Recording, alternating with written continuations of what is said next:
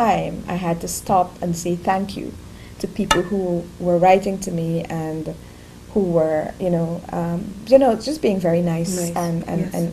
and so on about both awards, but they just happened so close to each other that by the time I kind of got over the hump of kind of dealing with one, the other one came up. And the other thing was, so many people who would come up to me and say, "Oh well, how do I get an award? You must tell me how you get Oh an my award." And that would irritate me because I'm like, I don't even know. I just do what I do, right?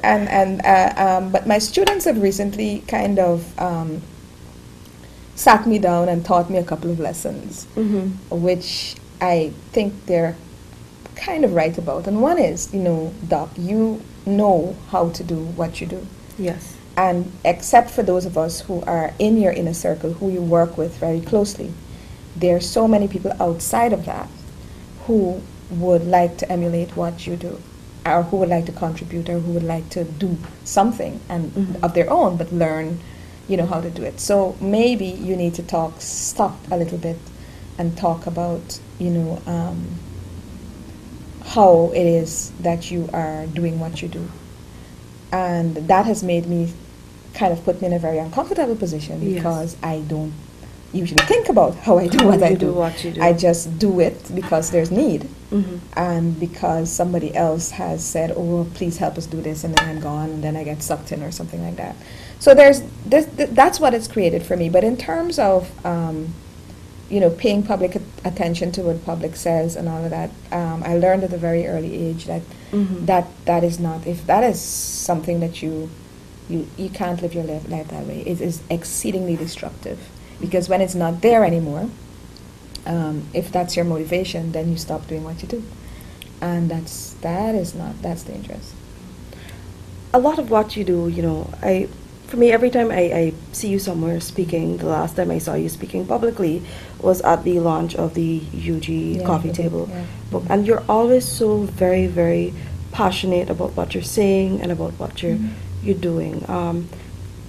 Tell me about, the source of that passion. Tell me about this dream that you have, that you're hoping that by the end of your life you're going to achieve, and you're going to leave your country and your region with that. Well, I have no dream, and I'm Mhm. sorry. I I don't have a dream in terms of yeah. what I want to map out. But I did have a dream that I've written about also when I was 16. Yes. That showed me very clearly what I was going to do in my life, and I now know what that was about, because at that point in time, I just thought it was just something, and now I know that it was just, I was seeing at that point what I was going to do and what I was meant to do.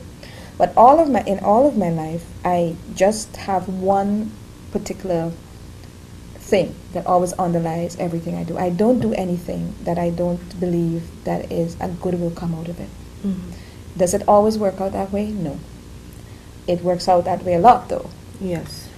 So if I think I'm doing something for the greater good, Mm-hmm. I have to believe in it, and if I believe in it, I'll do it with all my heart. The fundamental idea behind all of this is that you must leave life better than you came in. And if anything that I do, that's how I do. If I work with my students, that's what I think about. How do I make the student or help the student to understand who they are, and that who they are is greater than who they think they can be? How do I, if I'm in an organization, help this organization to realize that it could be bigger than it thinks? How do I make Guyana, because I believe personally that I could have been born anywhere in the world, Mhm. given who my parents were. I could have been born anywhere. But the fact is, I was born here. Yeah. And I think I was born here for a very, very important reason, and that is to affect life in this country in a very, very fundamental, positive way. And that's what I try to do. And other people help me to do it because they believe in the same thing. Mhm. And other people undermine what I do as well because they think all kinds of other things. But those people Yes. also help, because in trying to, if you look at people who are kind of giving friction to a process, Yeah. they also help to clarify the process. Because sometimes their intention of, doing things that are negative Yes. is to create turbulence and destruction. But if you understand how life is, you can then look at it and say, oh, you know what? Here's the reason why they may be doing this. Or here's what good can come out of this. Right? So it's not always easy. I mean, I'm making it sound easy and simple. That's a struggle as well. But this is fundamentally what I'm about. And I'm not about me at all, because my mother, who was a devout Catholic, very early in my life, I started, like I said, performing at age 4. 4, yes. Very early in my life, pretty much put paid to any idea that I had that I was special or I was anything. Yes. She was very much she is very much a down-to-earth woman, and she would basically say, listen, you see all that? That's for outside. And here you were just my child. And you just rest yourself, right? And I think that was a really good lesson. So you don't take yourself that seriously, and you don't, I think if you do things for the wrong reasons, the wrong things happen. Right? And so that's easy for me to say, right? But I think that's fundamentally a lot about, basically my personal philosophy. Tell me a little bit about your youth engagement. When you work with Guyanese youths in your area, how do you come out at the end of a session feeling? I love them. I love them. Because, first of all, I work with various categories of youth. I work with children, very young children who nobody else wants to work with because people think that they're so difficult to work with, and I love them. I have my Healing Arts project, my personal project that I do with teaching young kids to write. These are 8-year-olds and upwards, right? And that is always, that's how I spend most of my Saturdays. And that's always very uplifting to hear them, to see their talent, to kind of see them blossom, and that gives me great joy. Then I work with young people sometimes who I teach at the university, because, the kind of cohort that comes in is, just out of high school, 17 and up.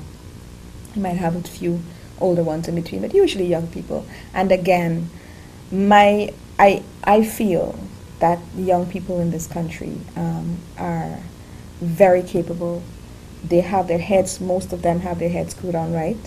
They have a really clear sense of what the country should look like and what they want to see done. Not always how, because that comes with experience. And so the balance, but they energize me. They keep me they keep me young. They keep me current. I know my students. I try to stop. I have to, kind of not keep current with things because I don't want to be embarrassed when they come and say, Doc, you heard, this music, or they come and play this music. How are you handling the whole online jargon? Well, our online jargon is something that I've been off Facebook since 2011. Right? I lost my password, and then I was unable with that. But recently, my students have been saying, Doc, you have to come back on, whatever, because they monitor. I have a project monitoring what's happening online. But other people do that. I don't have the time to do it. But they've been saying, Doc, you need to come back online. So the online jargon thing, that's something that they also keep me alive with and keep me abreast with how all this is working, how this is integrated in this. They help me with my phone. I always have a challenge with my phone, and so on. So yeah, I think that's a great joy for me. So, looking at where we are now in terms of arts and literature in Guyana, what do you think the way is moving forward for us? Well, I think we need to, first of all, identify what the importance and the central role that culture plays in kind of in personal and national identity. That it is a critical key component. The key role that culture plays in transmitting attitudes, beliefs about self, and about history, right? So that the closeness between culture and education then is kind of there. I see them as inextricable. I think that we need to kind of broaden the base of what we understand as culture in Guyana, to create support for it, to create employment out of it, And if we understand it as being kind of a cross-cutting variable, so to speak, then there's going to be work for people to do, and there's going to be money put into that, and there's going to be a holistic policy, not a political policy, yes, but a holistic national broad-based policy on what culture is supposed to do in this country in terms of creating Guyanese out of this mix of people that we have, creating jobs, creating understanding, creating respect, creating knowledge, creating that documentation that we're talking about. Yes. And not only literature, I'm talking about film, because I'm very involved in the film, in poetry, which is a short form of what we do, and in media, which is an art, right? And yes, definitely. the University of Guyana has a kind of an aberration. It's in social sciences, but it's really an art. So media, any kind of design, anything like that, it's really important for us to kind of sit down and work out how best that can work in the best and highest good of all Guyanese. All right. Well, thank you so much for chatting with us. Absolutely. And please, please, please take some you time and breathe. Yeah. I do breathe.